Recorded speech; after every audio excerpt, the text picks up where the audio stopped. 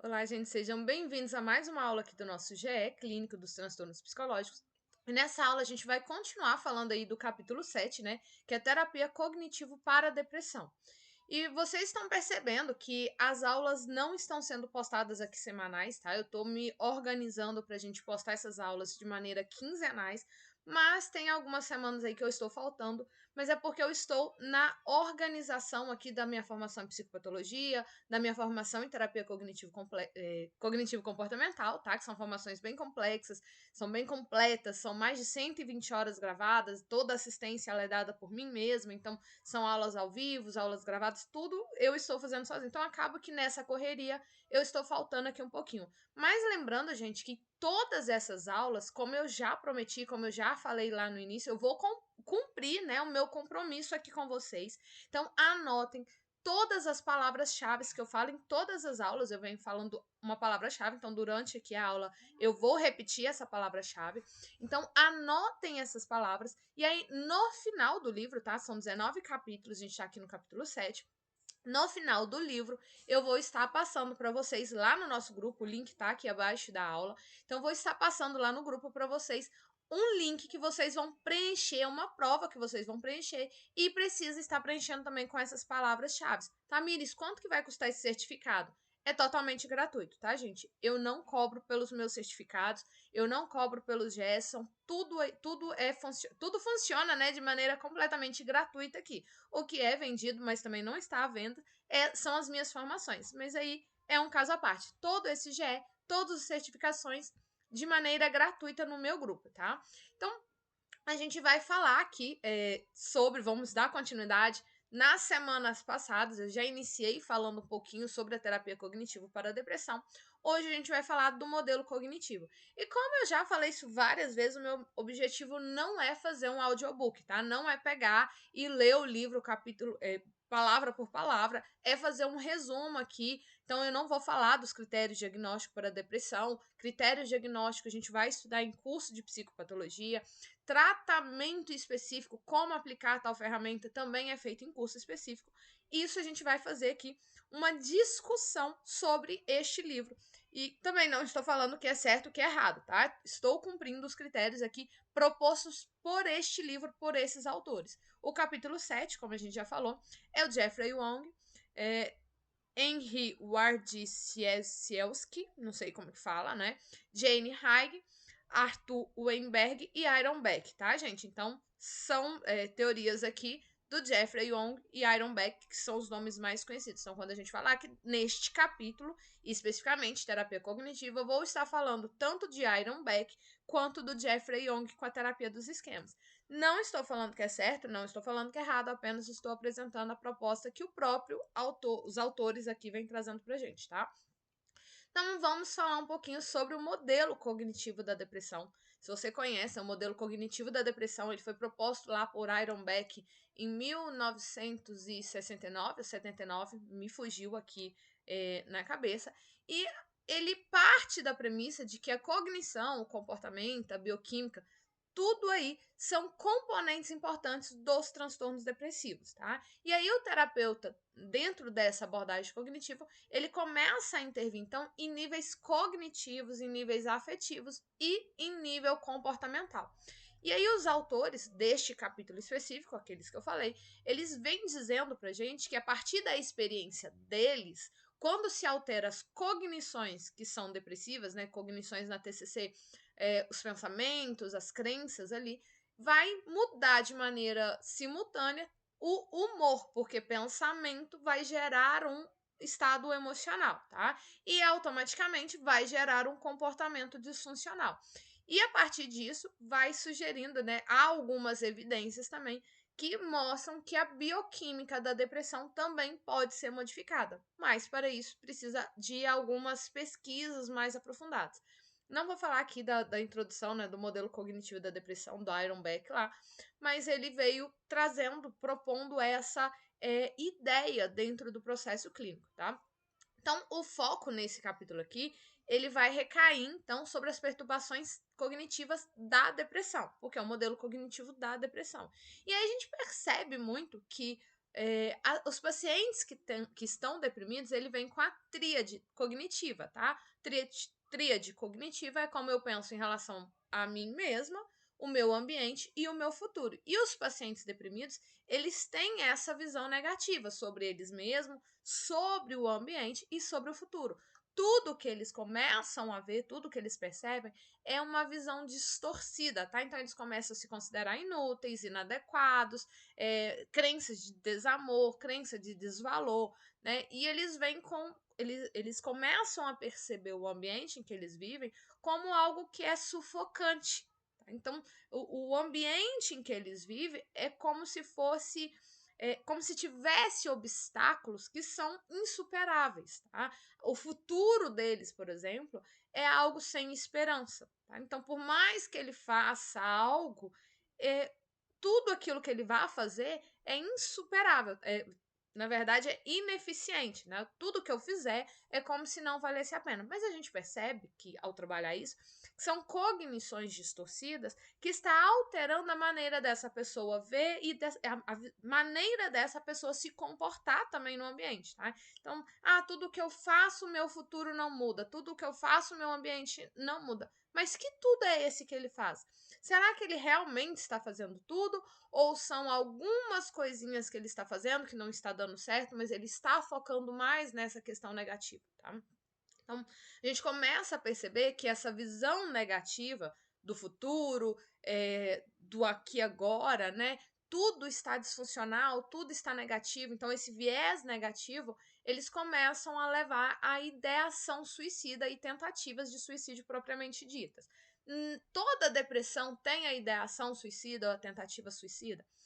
A ideação, geralmente sim, tá? Mas a tentativa nem sempre, tá? Nem sempre. Em algumas situações vão ter, em outras não. Do mesmo modo, falando em suicídio, isso não é algo propriamente exclusivo da depressão. Outros transtornos também têm essa característica, tá? Até aconselho, gente, quem não está no grupo, embora o grupo é fechado, só eu posto e eu tenho postado pouca coisa lá, porque eu posto realmente quando é necessário. Fiquem atentos ao grupo, porque eu vou trazer também um trabalho bem legal para vocês, talvez o GE, ainda não sei, gratuito também, sobre suicídio, tá? Porque a gente vai vir aí setembro amarelo, né, a prevenção do suicídio, então acho que é interessante a gente falar um pouquinho a respeito disso.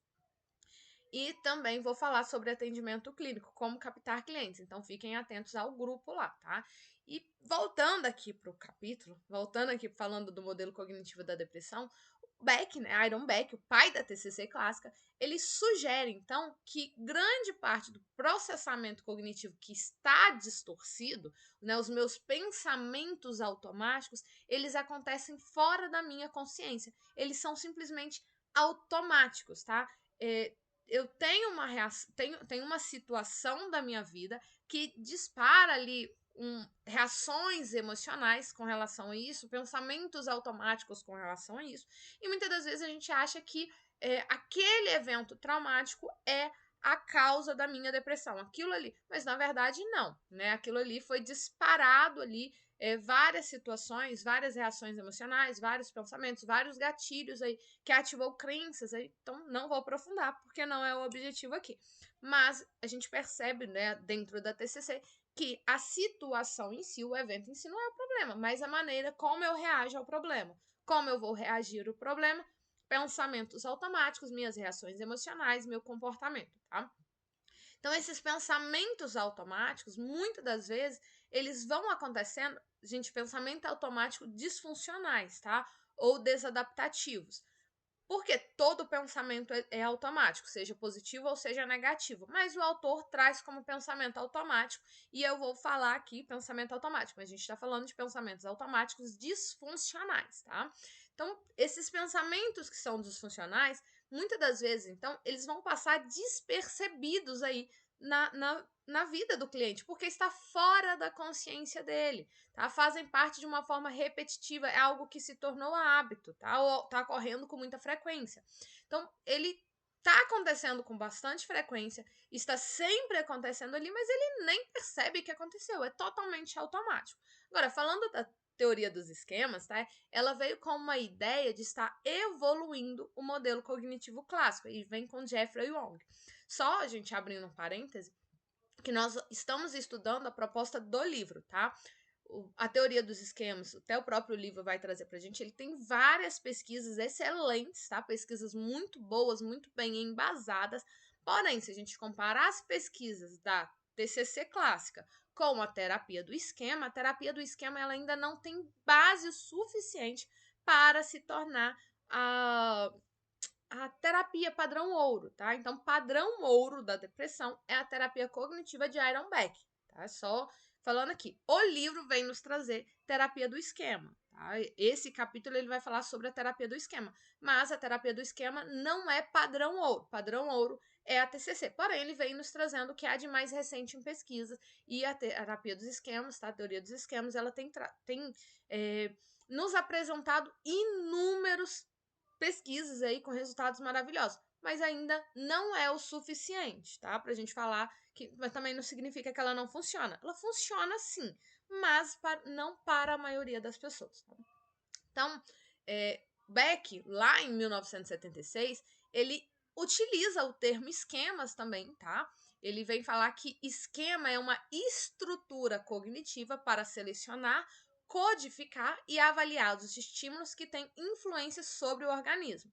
Com base nessa matriz de esquema, o indivíduo consegue se orientar em relação ao tempo, ao espaço e categorizar e interpretar as experiências de maneira que tenham sentido, tá? Então, Aaron Beck, ele veio trazer aí a ideia de esquemas dentro da TCC clássica. Porém, quando o Jung, ele vem trazer, Jeffrey Jung vem trazendo essa questão da terapia dos esquemas, ele sai um pouquinho ali do que o Aaron Beck propôs. Porém, gente, eles não eram concorrentes, tá? Não são terapeutas concorrentes, não são pessoas que se odeiam, ao contrário, eles faziam um trabalho em conjunto também, tá? Inclusive, um dos autores auxiliares lá, né, criadores também da terapia de esquema ali junto com o Jung, trabalhou diretamente com Aaron Beck, tá? Então, eles não eram concorrentes, eles estavam sempre buscando aí aquilo que melhor funciona para o indivíduo. Mas a gente precisa entender, eu sei aplicar a terapia do esquema, porque às vezes ela tem uma excelente evidência, mas eu sei aplicar,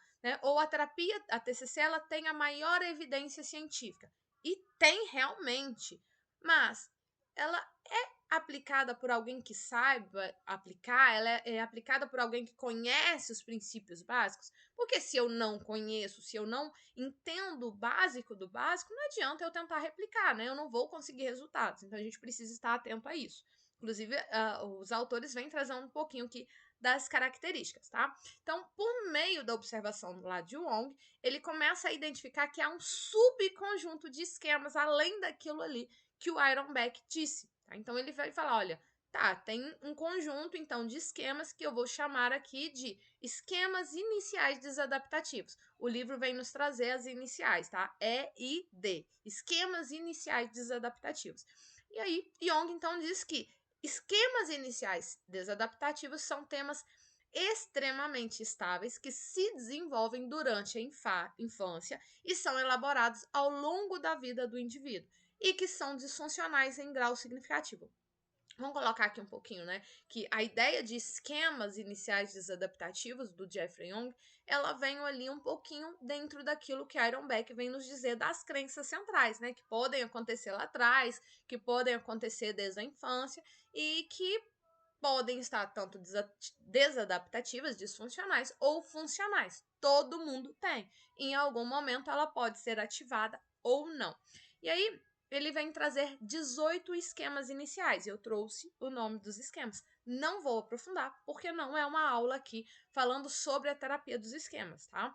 Mas vou falar aqui um pouquinho sobre. Então, os esquemas são abandono e instabilidade, desconfiança e abuso, privação emocional, defectibilidade e vergonha, isolamento social ou alienação, dependência ou incompetência, vulnerabilidade a danos ou doenças, emaranhamento, self não desenvolvido, fracasso, merecimento ou grandiosidade, autocontrole ou autodisciplina insuficiente, subjugação, autossacrifício, busca de aprovação ou busca de reconhecimento, negativismo ou pessimismo, inibição emocional, padrões inflexíveis ou exagerado, né, crítica exagerada, e caráter punitivo. Esses são, então, os esquemas apresentados. E aí, o Jeffrey Young, dentro dessa teoria, ele vem dizendo que esses esquemas, quando são precoces, né, os esquemas desadaptativos iniciais, quando eles são ativados lá na infância, eles começam a resultar, então, da interação entre o temperamento inato da criança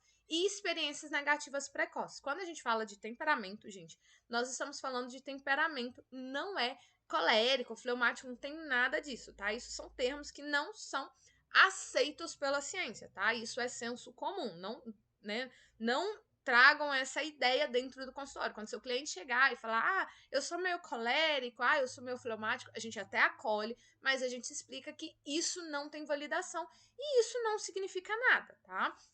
Então, ele vem dizer que esses esquemas, quando eles resultam, por exemplo, da interação desse temperamento, aí a gente vai ver o Big Five, tá? Não é a nossa aula falando aqui, mas quando há um temperamento ali da criança e experiências negativas que são precoces, então, principalmente com pessoas que são importantes, né, significativas na vida dessas crianças, a gente percebe, então, que vai ter alguma disfuncionalidade, né? Algum desses esquemas começam a ser desenvolvidos, então.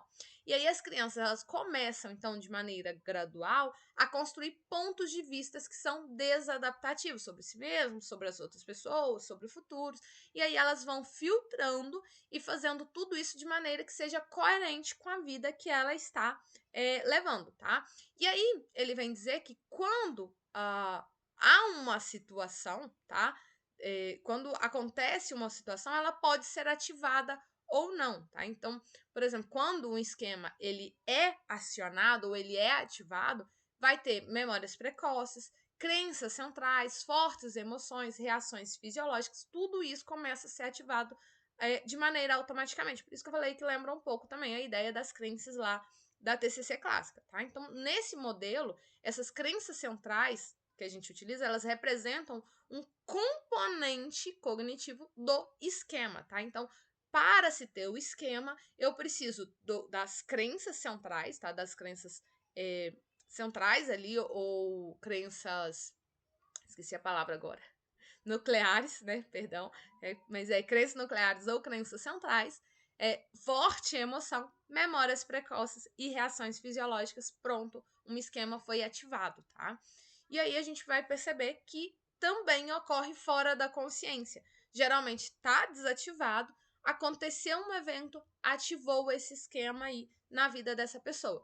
E o livro, como eu já falei, ele vai nos apresentar excelentes pesquisas aí para mostrar que essa ideia dos esquemas desadaptativos tem um fundamento e tem fundamento, tá, gente? Só lembrando que isso não é o suficiente para se tornar a terapia dos esquemas como algo básico, né? Como algo que seja sustentado mesmo para a gente trabalhar em clínica, tá? Então, por exemplo, questão do câncer, né? A gente sabe que o padrão ouro é a quimioterapia, né? E em algumas situações a radioterapia. E aí se desenvolve um novo padrão lá e funciona para milhares de outras pessoas. Porém, a gente tem aí a quimioterapia como sendo o padrão principal, aquilo que mais funciona para no momento, tá? Então, pode ser que funcione em outro momento, pode ser que funcione em outro momento, mas no momento,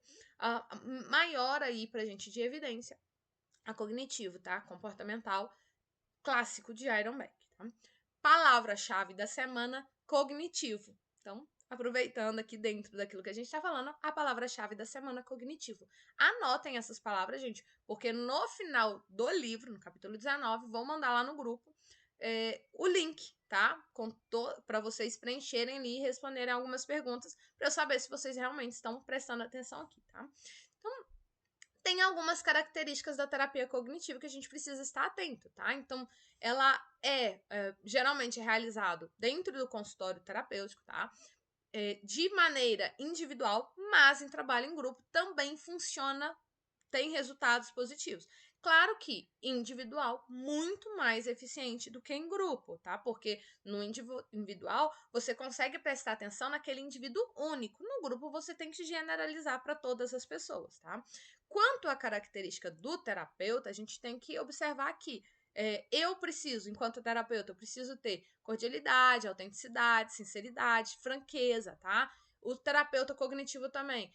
A gente precisa ver da perspectiva do meu cliente, tá? Empatia. Então, preciso me colocar no lugar do meu cliente e entender aquilo que ele está falando, tá? Escutar aquilo que ele está falando e fora do que eu sinto, mas dentro do que ele está falando, com as palavras dele, com a interpretação dele, com a visão dele, com a subjetividade dele.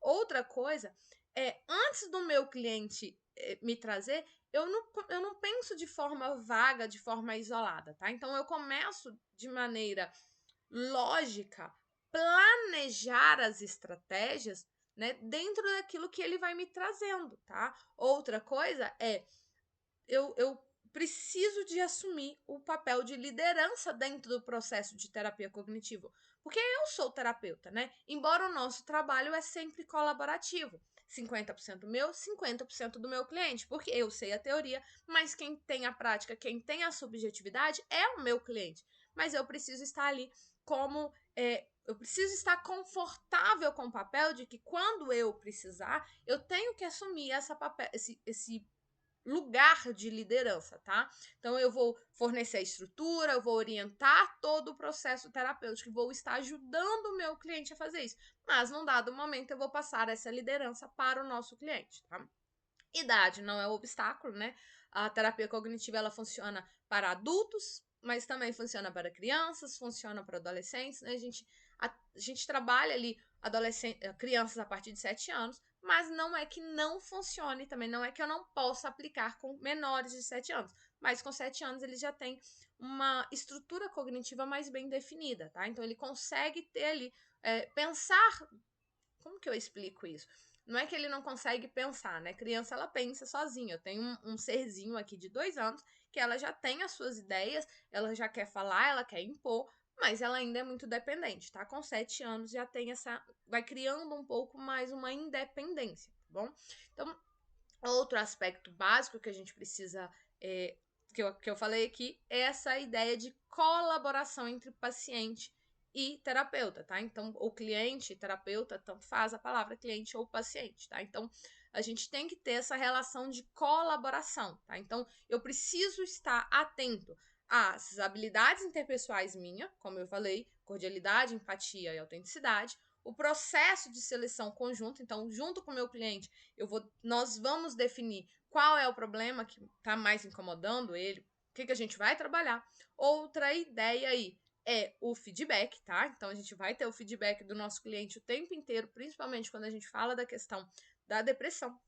E o processo de empirismo colaborativo. Nós dois, eu e o meu paciente, eu e o meu cliente, nós vamos juntos ali buscar, então, aquilo que vai funcionar, as informações mais precisas, mais importantes para o tratamento, tá?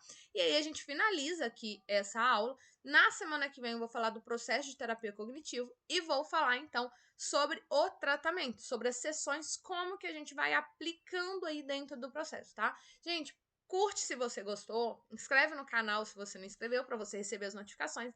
Semana que vem ou daqui 15 dias, como eu falei, estou postando mais de maneira quinzenal, mas vou ver se eu prometo, não vou prometer, mas vou ver se eu consigo postar semana que vem para voltar de maneira semanal, tá? Mas é na correria mesmo. E fiquem atentos, gente, lá no grupo as informações que eu coloco ou aqui no YouTube mesmo, porque às vezes eu vou colocar aqui, né? Vou liberar lá no grupo, eu vou estar liberando semana que vem algumas aulas da formação de psicopatologia de maneira totalmente gratuita, tá? Não vão ficar disponíveis aqui no YouTube, vão ficar disponíveis dentro da própria plataforma lá no Hotmart. Então, preciso que esteja no grupo para quem quer ter esse acesso totalmente gratuito, tá?